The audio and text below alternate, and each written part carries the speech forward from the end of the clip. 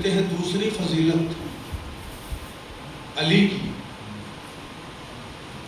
سورہ برات کی تبلیغ. میں دیکھیے اتنے اچھے سامعین میرے سامنے ہیں اور بس چند بچے ایسے ہیں جن سے میں توقع کرتا ہوں کہ انہیں واقعہ نہیں معلوم ہوگا، باقی سب کو معلوم ہے تبلیغ سورہ برات. یہ قرآن مجید کا سورہ ہے جس میں بچوں کو بتانے کے لیے، جس میں بسم اللہ نہیں ہے. توجہ ہے نا ارباب سخن؟ اور اس کی تبلیغ کرنے کے لیے کہاں جانا تھا؟ یہودیوں کے پاس. اور پیغمبر نے بھیجا کسے؟ مسلمانوں کے پہلے خلیفہ کو. اور جیسے ہی پیغمبر نے بھیجا، چند قدم چلے ہوں گے راستے میں، ادھر حکم آیا یا رسول اللہ آپ جائیے، اور رجل من کا، یا وہ جائے کہ جو آپ میں سے ہو. بھائی میں قربان جاؤں آپ کی سماعتوں کی التفات پر اور آپ کی محبتوں پر. کیا کہا؟ اور رجل من کا، یا وہ جائے جو آپ سے ہو. اب دیکھیے بھائی رعایت لفظی ہے، عالم دین بیٹھے ہیں، بڑے بڑے لوگ بیٹھے ہوئے ہیں. توجہ رکھیے گا جو میں کہنے کی کوشش کر رہا ہوں. ایک فکرہ کہوں گا. دیکھیے شاعر بیٹھے میرے سامنے. یہ ہے سورہ برات. برات کے معنی ہے بیزاری. اور ایک لفظ ہم اردو میں بولتے ہیں جسے کہتے ہیں برات. تو وہ لفظ تو بارات ہے مگر اسے برات کہہ دیتے ہیں. آج فلاں کی برات ہے. لفظ بارات ہے لیکن کہتے کیا؟ برات ہے. یہ برات جو ولیمے سے متعلق ہے، اور وہ جو قرآن میں ہے جس کی تبلیغ کے لیے مولا گئے ہیں اس کا نام بھی برات ہے. تو دیکھیے میں دونوں کے معنی الگ الگ اس لیے بتائے کہ کوئی مجھے یہ نہ کہے کہ یہ صاحب کیا پڑھ کے چلے گئے. بس قریب التلفظ لفظ ہے، لہذا رعایت خطابت ہے. میں ذرا سا فائدہ اٹھانا چاہتا ہوں. ادھر پہلے والے گئے، ادھر ارشاد ہوا، جبرائیل کو بھیجا آپ جائیے، یا وہ جائے جو آپ میں سے ہو، آپ کا حصہ ہو. توجہ رکھیے گا. مولا گئے، سورہ برات کو واپس لیا، اسے واپس کیا. اب خطابت کی زبان میں کہوں، بھائی میرا جملہ ہے، واقعی ان کا حصہ نہ سمجھیے گا. شاید برات کو واپس لے کے کہا ہو، ارے برات لڑکے والوں کا حق ہوتا ہے، لڑکی والوں کا نہیں.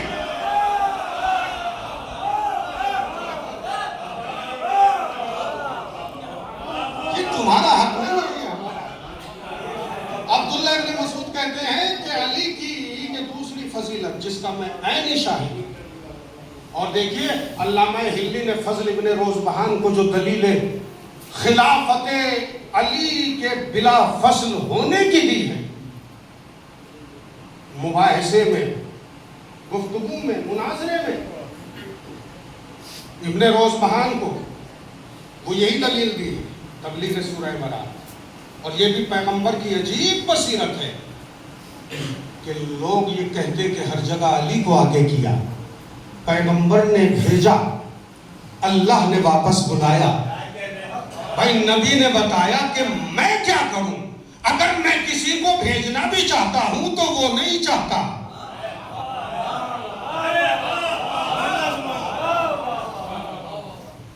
ابن مسعود کہتے ہیں میرے مولا کی تیسری فضیلت. پہلی فضیلت جس کا میں عینی شاہد ہوں، خیبر کا علم.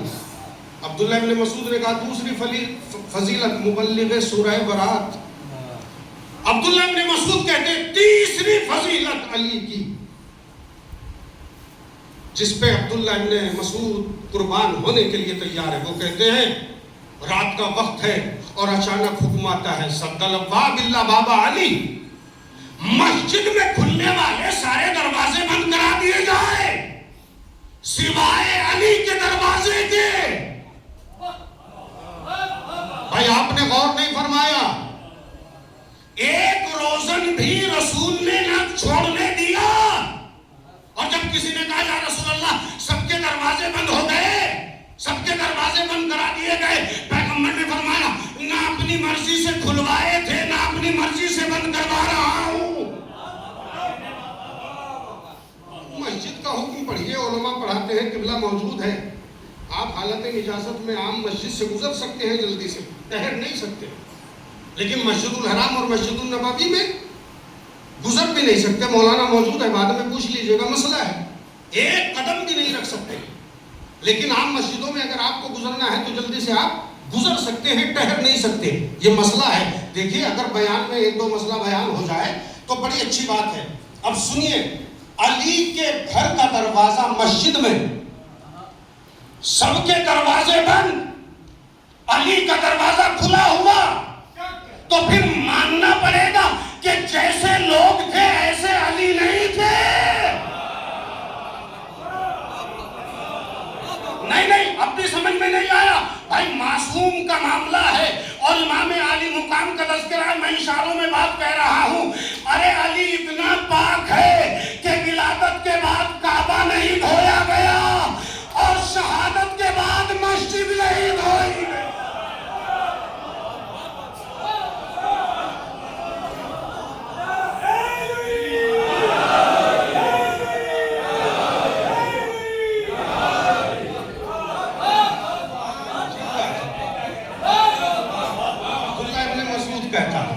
سب کے دروازے بند سوائے علی کے دروازے کے. اور اب چوتھی فضیلت بیان کرتا ہے عبداللہ ابن مسعود کہ علی کی چوتھی فضیلت, فقرہ سنیے گا عبداللہ ابن مسعود نے کہا, جس کا میں عینی شاہد ہوں.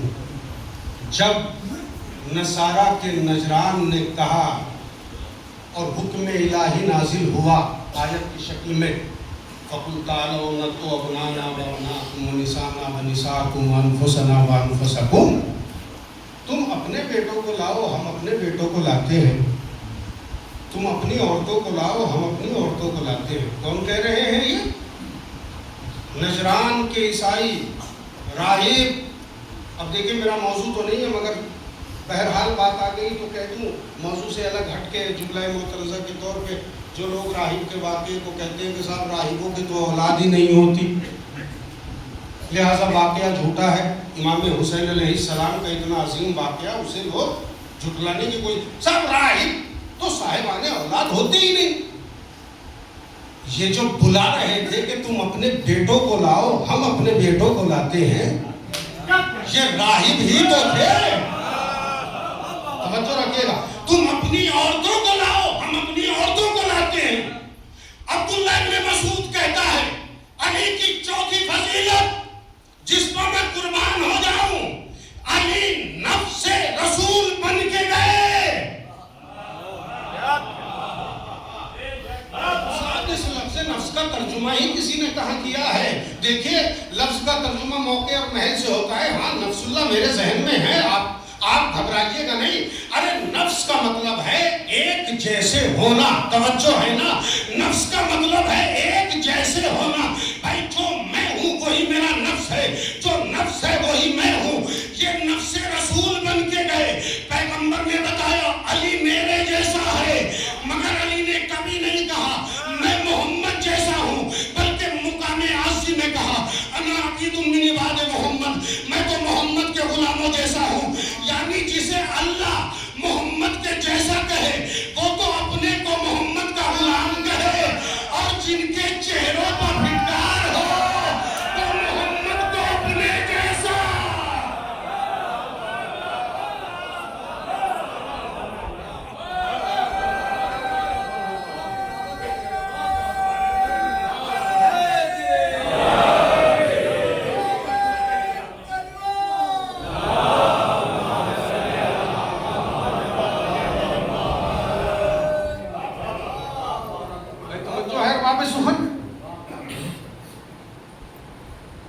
سخن یہ ہے کہ اللہ نے سارا انتظام اس لیے کیا تاکہ حضرت آئے. اور خدا کی قسم میں نے کل کہا کہ میرے مولا کے جو امتیازات ہیں تو خیبر و خندق کو فتح کرنا علی کے لیے کوئی بڑی بات نہیں. میرے مولا کی وہ شناخت اور وہ پہچان جو سب سے زیادہ علی کو نمایاں کرتی ہے تاریخ میں, وہ یہ ہے کہ علی سے بڑا کوئی عادل نہیں, وہ یہ ہے کہ علی سے بڑا کوئی عادل نہیں, وہ یہ ہے کہ علی سے بہتر کوئی فیصلہ کرنے والا نہیں. میرے مولا کی وہ فضیلتیں ہیں جن فضیلتوں پر دیکھیے دنیا نے اگر شریعت کو قبول کیا ہے تو وہ علی کی تلوار کو دیکھ کے نہیں. بھائی عجیب بات کہہ رہا ہوں، میں فضائل مولائے کائنات اور جنگوں کے تذکرہ کا منکر نہیں ہوں. دیکھیے توجہ رکھیے گا، فکرہ کہہ دوں، اگر علی کی تلوار کا تذکرہ نہ ہوتا تو ایران یوں سامنے نہ آتا. یہ ذوالفقار حیدری کا صدقہ ہے. مگر پھر بھی میں کہنے جا رہا ہوں کہ علی کا سب سے بڑا کمال یہ ہے کہ علی سے بڑا کوئی عادل نہیں، علی سے بڑا کوئی عالم نہیں ہے، علی سے بڑا کوئی صاحب عدل و انصاف نہیں ہے. اور دلیل دے دوں، دیکھیے اپنے مجمع میں چھوٹی کربلا میں اپنے بھائیوں میں، اپنے دوستوں میں، اپنے بزرگوں میں، اپنے اساتذہ میں، شاعروں میں، اپنے چاہنے والوں میں بیٹھ کر خطابت کر کے داد لینا اور ہے، دشمن کے دربار میں علی کا قصیدہ پڑھ کے اعتراف فضیلت علی نہیں بلکہ سنگ دلوں کے چہروں سے علی کی فضیلت کا خراج لے لینا. بھائی تاریخ میں حرہ سعدیہ نے یہی تو کہا تھا. حرہ سعدیہ کون ہے؟ حلیمہ سعدیہ کی بیٹی. اس نے یہی تو کہا تھا جب فقیر شام نے دربار میں بلا کے کہا، کسی کام کے لیے گئی تھی، دیکھے مجلس طویل ہو جائے گی، میں اشاروں میں بات کر رہا ہوں. جیسے دربار میں آئی تو زخموں کو قرید کے، ایک چاہنے والے کے زخموں کو قرید کے، اگر آپ سے کوئی کہے چوراہے پر اعتراض کر کے کہ سنا ہے خامنہئی صاحب شہید ہو گئے، اور وہ اعتراض میں کہے تو آپ کے زخم عقیدت دوبارہ لہو لہان ہو جائیں گے. میرے مولا کا وصال ہوا ہے اور حرہ سعدیہ سے فقیر شام اپنے دربار میں کہہ رہا ہے سنا ہے کہ علی مر گئے. مرتبہ عقیدت کو سمیٹا، حوصلے کو سمیٹا، ولولے کو سمیٹا، ہمت کو سمیٹا، جوش کو سمیٹا، ایمان کو یکجا کیا اور کفر کی نگاہوں میں نگاہیں ڈال کے علی کی چاہنے والی نے کہا، کیا کہا تو نے؟ کہا میں کہہ رہا ہوں سنا ہے علی مر گئے. پلٹ کے کہا یہ نہ کہو علی مر گئے بلکہ یہ کہو کہ عدالت مر گئی. یہ کہو عدالت مر گئی، علی نہیں مرے. اور یہی دارمیائے حدی نے کہا تھا، یہی دارمیائے حدی نے کہا تھا. کیا کہا تھا؟ کہ جب حج کے موسم پر علی کی چاہنے والی کو فقیر شام نے خریدنے کی کوشش کی اور اشرفیوں کا انبار لگا دیا گیا. ارباب سخن سنیے، یہ دولت بڑی خطرناک شے کا نام ہے، اس میں ایمان بہک جاتے ہیں لیکن علی کا چاہنے والا نہیں بہکتا. ارے دارمیہ حدی ایک عورت تھی مگر اشرفیوں کے ڈھیر سے نہ ڈری، اور جب اشرفیہ دی تو پوچھا یہ کیسی اشرفیاں ہیں؟ کہا ہم تمہیں تحفہ دے رہے ہیں، ہم تمہیں تحفہ دے رہے ہیں. کہا یہ بتاؤ اگر علی ہوتے تو کیا یہ تحفہ دیتے؟ تو دارمیائے حدی نے کہا علی ہوتے تو ایک پھوٹی کوڑی بھی نہ دیتے. یہ سمجھا کہ شاید ہم نے دارمیہ کو خرید لیا. کہا علی ہوتے تو ایک پھوٹی کوڑی بھی نہ دیتے. کہا وجہ کیا ہے؟ کہا وجہ یہ ہے کہ بیت المال غریبوں کی مدد کے لیے ہے، اپنے دشمنوں کو خریدنے کے لیے نہیں. اور اس کے بعد دارمیہ حدی سے عجیب سوال کیا. فقیر شام نے اچھا یہ تو بتاؤ جاتے جاتے دولت بھی لے جاؤ، تم علی والی ہو، مجھے معلوم ہے تم بک نہیں سکتی، بس اتنا بتا دو کہ تم نے علی کو کیسے پایا. سنیے ارباب سخن، دارمیہ حدی علی کی چاہنے والی اور فقیر شام نے سوال کیا یہ بتاؤ علی کو کیسے پایا. بس آخری فکرہ، طبیعت کی ناسازگاری ہے، انشاءاللہ کبھی وقت ملا حالات ہوئے تو پھر پڑھوں گا. تم نے علی کو کیسا پایا؟ دارمیہ نے یہ نہیں کہا کہ علی بہت زیادہ نماز پڑھتے تھے، جبکہ آپ نگیٹو پہلو نہ نکال لیجیے گا. میرے مولا کے گھر سے 1000 تکبیروں کی آواز آتی تھی، پڑوسی بتاتے ہیں. مگر دارمیہ نے یہ نہیں کہا علی بہت زیادہ نماز پڑھتے تھے، علی بہت زیادہ روزے رکھتے تھے، گرمی کے روزے علی کو بہت پسند تھے، سردیوں میں صبح کی نماز علی کو بہت پسند تھی. یہ نہیں کہا. یہ نہیں کہا کہ یتیموں کی پرورش کرتے تھے، جبکہ کرتے تھے. یہ نہیں کہا کہ باغ لگا کے قوم کے حوالے کر دیے. 18 باغ لگائے علی نے, قوم کے حوالے کر دیے. کچھ بھی نہیں کہا. عجیب جملہ کہا یہ بتاؤ علی کو کیسے پایا, کیسا پایا. دارمیہ کا سوال, دارمیہ سے سوال فقیر شام کا, اور چلتے چلتے ایک جملے میں دارمیہ کو بتانا ہے کہ علی کون ہے.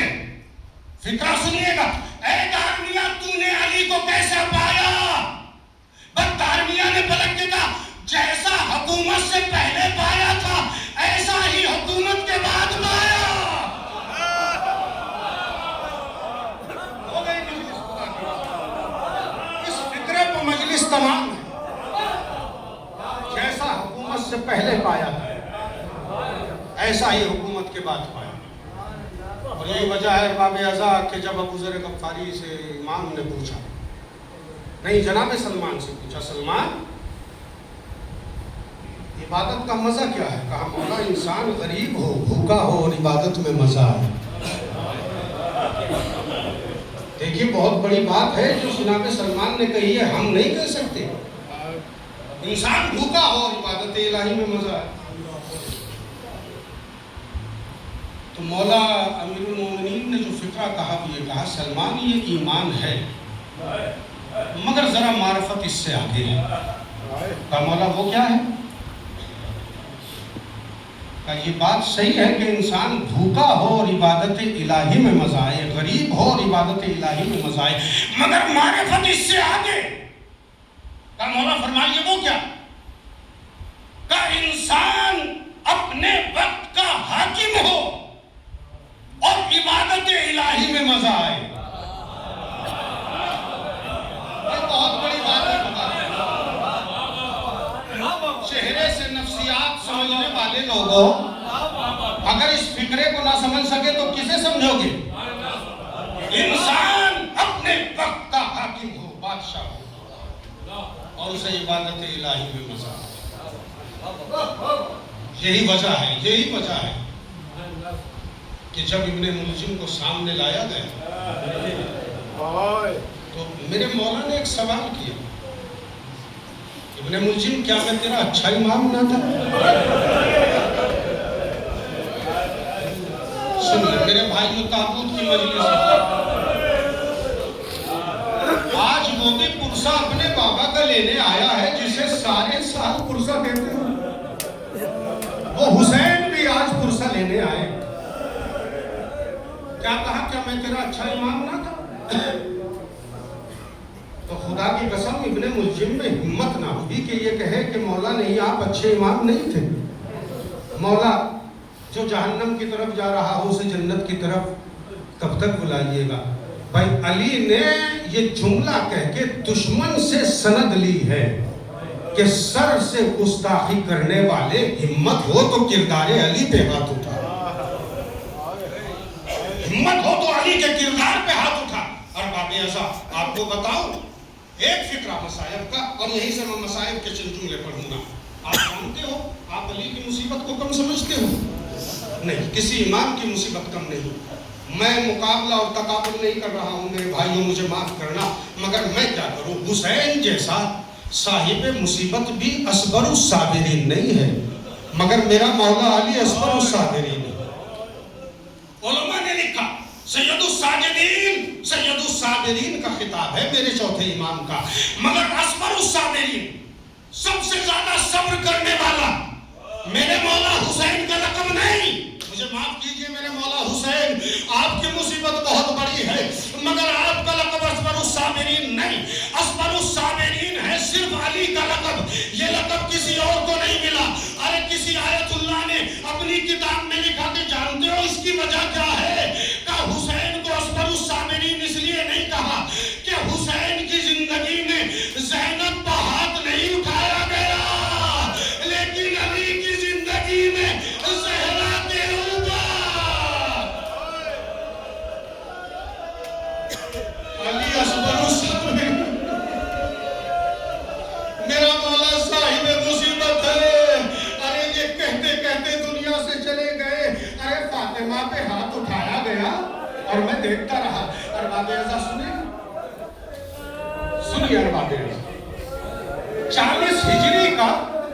جب رمضان آیا ہے تو علی نے کوفے میں تقریر کی اور لوگوں سے کہا میری گزارش ہے کہ اپنی اپنی خواتین کو ذرا میرے گھر بھیج دو۔ خواتین علی کے کہنے پر گھر میں آئی۔ علی کے گھر میں ایک چراغ جلتا تھا۔ فضا سارے چراغ جلا دو۔ فضا نے سارے چراغ جلا دیے، گھر میں روشنی ہو گئی، دن کیسا اجالا ہو گیا۔ آواز دے کے کہا فضا ذرا میری بیٹی زینب کو بلا لاؤ۔ اب جو زینب آئی کہا میری بچی ذرا چہرہ دکھا کے ان عورتوں کے درمیان سے گزر جاؤ۔ کہا بابا وجہ کیا ہے؟ اب جو زینب گزری تو علی نے عورتوں سے کہا دیکھو آج کوفے میں زینب کا چہرہ دیکھ لو، کل یہ نہ کہنا کہ ہم نے زینب کو پہچانا۔ سنیں گے باب اعظم، کل یہ نہ کہنا کہ ہم نے زینب کو پہچانا نہیں۔ اور باب اعظم جب علی کی شہادت ہو گئی، ابھی شہادت کے جو جملے پڑھوں گا، جب علی کی شہادت ہو گئی تو عید آئی ہے نا، 10 دن کے بعد میں عید آتی ہے ارباب اعظم۔ 2 عیدیں ایسی ہیں جو آل محمد پہ بڑی سخت گزری، توجہ، اور دونوں عیدوں کو کوفہ کھا گیا۔ بقرہ عید میں مسلم کی قربانی اور اس عید میں مولا علی کی قربانی۔ ارباب اعظم بتاؤں 10 دن کے بعد میں عید آئی، اب گھر کی ذمہ داری امام حسن پر ہے۔ آئے اپنی بہن زینب کے پاس آئے، اے بہن زینب، اے میری بہن زینب، اب بابا کی ذمہ داری میرے اوپر ہے۔ اے بہن زینب، جب تمہیں کوئی چیز کی ضرورت ہوتی تھی تو بابا سے کہتی تھی۔ اے بہن اگر کسی چیز کی ضرورت ہو تو مجھے اپنے بابا کی طرح سمجھ کے کہنا۔ آج عید کا دن ہے، کسی چیز کی ضرورت ہو تو مجھے کہنا۔ توجہ ہے، زینب نے عیدی نہیں مانگی، معلوم ہے کیا کہا؟ بھیا بابا کا امامہ اوڑھ کر، بابا کا امامہ پہن کر، بابا کی عبا پہن کر، بابا کی قبا پہن کر، بابا کی نالین پہن کر بس ایک مرتبہ میرے گھر میں بابا کی طرح چل کے دکھا دو۔ اے حسن مجھے بابا بہت یاد آ رہے ہیں۔ اے بھیا عیدی نہیں چاہیے، مجھے بابا یاد آ رہے ہیں۔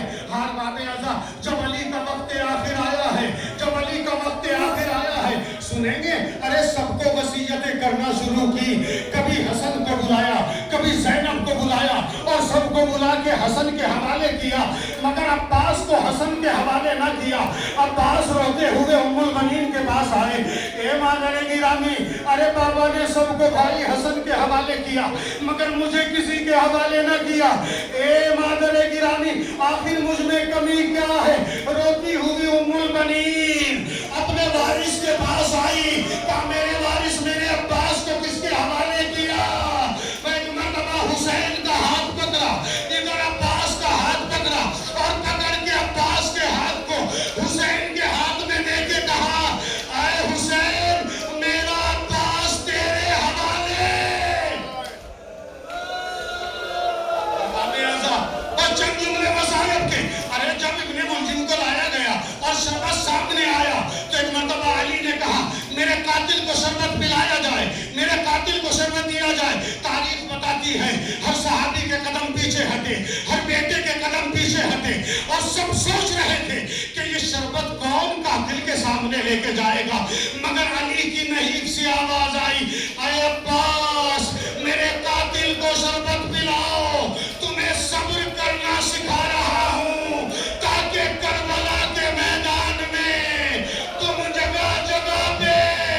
ہاں باب اعظم، ارے چند جملے مصائب کے سن لیجئے، چند جملے مصائب کے باب اعظم سنیں گے آپ۔ ارے وقت آخر قریب آیا ہے، وقت آخر قریب آیا۔ ایک فکرہ کہوں، بات کرتے کرتے علی کو ہچکی لگی، ہچکی لگی، ہچکی کے عالم میں کسی کے سلام کا جواب دیا۔ ارے ننھے بچوں نے پوچھا اے بابا کس کے سلام کا جواب دے رہے ہیں؟ یہ کس کا سلام ہے جس کے سلام کا جواب دے رہے ہو؟ میرے مولا نے کہا دیکھو میرا بھائی رسول مجھے لینے آیا ہے، میرا بھائی جعفر طیار مجھے لینے آیا ہے، میرا چچا حمزہ مجھے لینے آیا ہے۔ اور باب اعظم سنیں گے، ارے علی کی شہادت ہو گئی، جنت का काफूर अली को हनूद किया गया। आप जानते हो, अरे जन्नत से जब काफूर आया था तो फातिमा ने वसीयत करके कहा था, ऐ ज़ैनब अभी कुछ दिन के बाद तुम्हारा बाबा अली आएगा, ये 4 काफूर हैं, इनमें से एक मांगेगा, ये मेरा काफूर है, अपने बाबा अली को दे देना। ऐ ज़ैनब कुछ दिनों के बाद तेरा भाई हसन आएगा, तेरे बाबा के लिए काफूर मांगेगा, ये अपने भाई हसन को दे देना। कुछ दिनों के बाद में तेरा भाई हुसैन आएगा, चौथा काफूर मांगेगा, अपने भाई हुसैन को दे देना। भाई तवज्जो है, एक मर्तबा ज़ैनब ने माँ से कहा, ए मादरे गिरामी, हम ये तो पंजतन के लिए काफूर आया है, फिर ये 4 काफूर क्यों है? मेरे भाई हुसैन का काफूर कहाँ है? एक मर्तबा फातिमा ने रो के कहा, ऐ ज़ैनब, अरे काफूर उसे लगाया जाता है जिसे गुस्ल दिया जाए, गुस्ल उसे दिया जाता है जिसे कफन पहनाया जाए, अरे जिसका लाशा जलती जमीन पर। अब तो फिक्र मसाइब के बाबे आज़ाद। मैं कहूँगा मौला, ए मेरे मौला, आपको जन्नत का काफूर दिया गया, मौला चंद ही लोग सही मगर आपके जनाजे को उठा के ले गए, बड़ी शान से आपका जनाजा गया। अरे 4 या 5 लोगों में आपका जनाजा गया, मगर मौला बड़ी इज्जत से जनाजा उठा। अरे मुझे एक जनाजा और याद आ रहा है जो करबला की जमीन पर पड़ा था। एक बेटा देख के कह रहा था, ए भूपी अम्मा, अरे मेरे बाबा का जनाजा।